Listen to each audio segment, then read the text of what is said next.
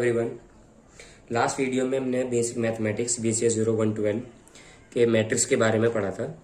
उसमें हमने order of matrix और एलिमेंट्स की पोजीशन फाइंड करना और इक्वलिटी मैट्रिक्स और मैट्रिक्स के टाइप्स पढ़े थे। आज हम एडिशन, मल्टीप्लिकेशन और सब्ट्रैक्शन पढ़ेंगे। सबसे पहले हमारा है एडिशन। एडिशन ऑफ मैट्रिक्स भी सेम ऐसी है जैसे हमने इक्वलिटी ऑफ मैट्रिक्स करा था कि कॉरस्पॉन्डिंग एंगल यानी कॉरस्पॉन्डिंग एलिमेंट्स की ही हम एडिशन और सब्ट्रैक्शन करेंगे। लेकिन एडिशन और सब्ट्रैक्शन में जरूरी है कि ऑर्डर सेम होना जरूरी है मैट्रिक्स का। अगर मैं कहूं सबसे पहले order of matrix should be equal, ठीक है ना। अगर कोई मैट्रिक्स 2x2 की है तो उसका एडिशन भी 2x2 मैट्रिक्स से ही होगा। 3x3 मैट्रिक्स की है तो 3x3 मैट्रिक्स के से ही होगा। 2x3 मैट्रिक्स की है तो 2x3 मैट्रिक्स से ही होगा, या 3x4 मैट्रिक्स की है तो 3x4 मैट्रिक्स से ही होगा। अगर कोई मैट्रिक्स 1x3 की है और दूसरी मैट्रिक्स 2x3 की है तो इनका एडिशन और सब्ट्रैक्शन नहीं होगा। अब कैसे होगा वो हम देखते हैं। कोई मैट्रिक्स ए है 1 2 4 6 और बी मैट्रिक्स है 7 9 6 12। कह रहा फाइंड 2a प्लस बी। अब 2a कह रहा है यानी कि 2 की मल्टीप्लाई a में कर दो, तो 2 की मल्टीप्लाई पहले a लिखो 1 2 4 6 प्लस 7 9 6 एंड 12, ठीक है ना। यहां बाहर लिख दो 2, यानी 2 मल्टीप्लाई इन सब में हो जाएगा। तो 2 2 जा 4, 2 4 जा 8, 2 6 जा 12, ठीक है ना। प्लस 7 9 6 12। और मैंने कहा था कि इनके कॉरस्पॉन्ड जो एलिमेंट है ना वही प्लस होंगे। 2 + 7 9, 4 + 9 13, 8 + 6 14 एंड 12 + 12 24। तो ये है हमारा a प्लस बी, ठीक है ना, सॉरी 2a प्लस बी। तो ये हमारी मैट्रिक्स हो गई 2a प्लस बी की। इसका एक एग्जांपल और देख लो। कोई हमारा है, कोई इक्वेशन दे रखी है यानी कि 3a plus 2b plus c। तो ये हमारी इक्वेशन है कि ये है इक्वेशन। और हमारी मैट्रिक्स क्या है, a मैट्रिक्स है हमारी। मैं छोटी मैट्रिक्स बना रहा हूं 1 2 3 4 और बी मैट्रिक्स है हमारी 3 0 -7 6 और सी मैट्रिक्स है हमारी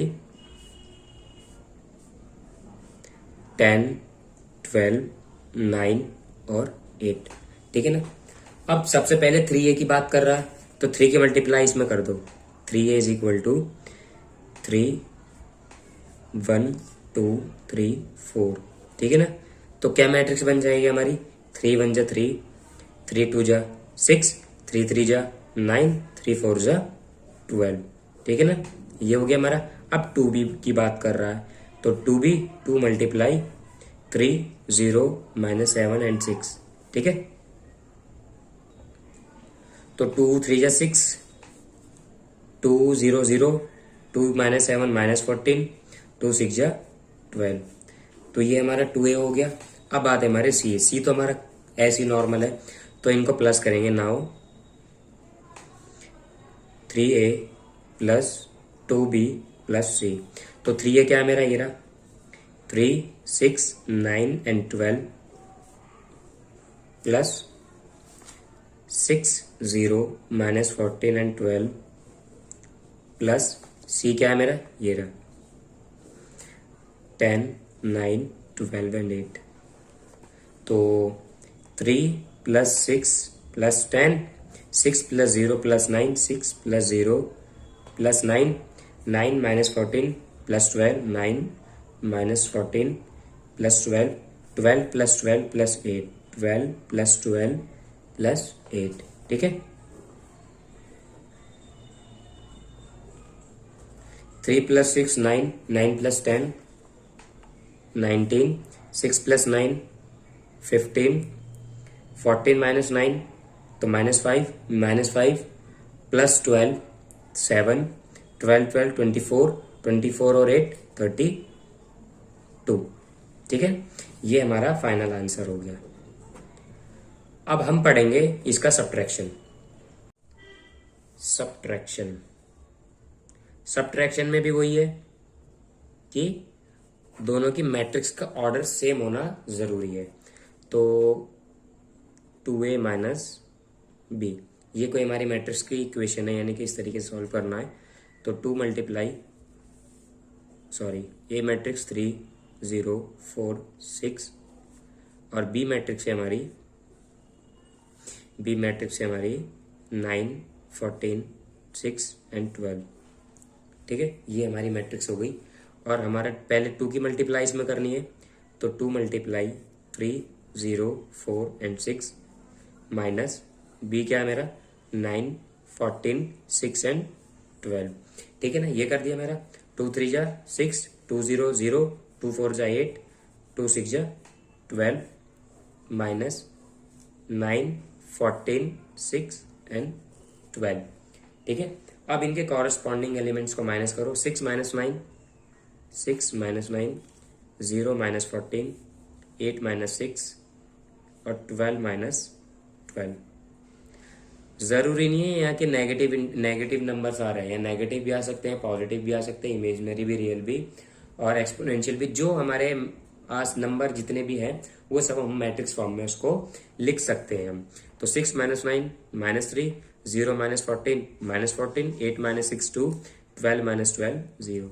तो फाइनलाइज हमारा आंसर ये हो गया। ठीक है, तो ये हमारा सब्ट्रैक्शन है। बहुत इजी स्टेप है और ये बच्चे काफी फर्स्ट सेमेस्टर के जो बच्चे होते हैं वो कुछ के तो साइंस के हो जाते हैं, कुछ आर्ट्स के भी आ जाते हैं, तो आर्ट्स वालों को थोड़ी प्रॉब्लम हो जाती है। तो इतना कोई हार्ड नहीं है, ये स्कोरिंग सब्जेक्ट है हमारा मैथमेटिक्स। और मैट्रिक्स तो वैसे भी इजी है और इसका मल्टीप्लिकेशन पढ़ेंगे आगे, तो बहुत ही ईजी है। तो अब मल्टीप्लिकेशन की बारी आई।